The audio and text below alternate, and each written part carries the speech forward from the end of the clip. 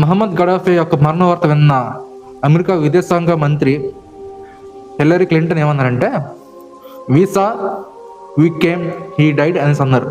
అంటే దీన్ని సింపుల్గా చెప్పాలంటే, స్ట్రైట్గా కాకుండా పరోక్షంగా మేమే లేపేస్తాము, యుద్ధ వాతావరణం పుట్టించి ఎయిర్ ఫోర్స్ దాడులు చేపించి మేమే లేపేస్తాము అనేలా హిల్లరీ క్లింటన్ స్టేట్మెంట్ ఇచ్చారు. హిల్లరీ క్లింటన్ ఇచ్చిన స్టేట్మెంట్ బట్టి మనకి క్లియర్గా అర్థమైపోతుంది, మహమ్మద్ గడాఫీని లేపేసింది ఇండైరెక్ట్ గా అమెరికానే.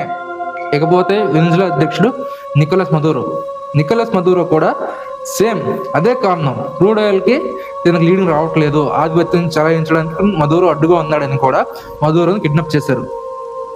వెనిజులాలో 800 ఏళ్ళకి సరిపడినంత క్రూడ్ ఆయిల్ అనేది నిల్వ ఉంది. అయితే నికోలస్ మదూరో అనేవాడు వెనిజులాకి ప్రెసిడెంట్గా ఉన్నంత కాలము అమెరికా యొక్క డొనాల్డ్ ట్రంప్ యొక్క ఆటలు సాగు అని చెప్పి తన ఇంట్లో నిద్రపోతున్న మదూరోని స్ట్రైక్ చేసి మరి ఎయిర్ ఫోర్స్ని పంపించి దాన్ని రాత్రి కిడ్నాప్ చేశారనమాట. కేవలం ఆధిపత్యం దాహంతోనే.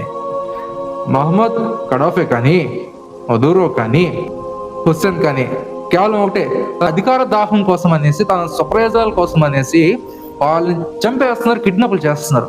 ఈ కమ్యూనియన్ కూడా సేమ్ అలాగే, క్రూడ్ ఆయిల్ బిజినెస్ లో అడ్డుగా ఉన్నాడని, ట్రేడింగ్స్ లో వీడు అడ్డుగా ఉన్నాడని చంపేసింది. కానీ ఎక్కడ కూడా ఈ 4 విషయాల్లో కూడా ఎప్పుడు కూడా అమెరికా వాళ్ళ సొంత ప్రజల కోసము, వాళ్ళ దేశంలో ఉన్న ప్రజలకు వీళ్ళు ఇబ్బంది పెడుతున్నారని, వీళ్ళు పాలన బాగోలేదు కానీ లేదంటే సో కారణాల వాళ్ళు కానీ, వీళ్ళు చెడ్డోళ్ళని కానీ చంపేసినట్లేదు. కేవలం అధికార దాహం కోసమే వీళ్ళు 4 చంపేస్తారు.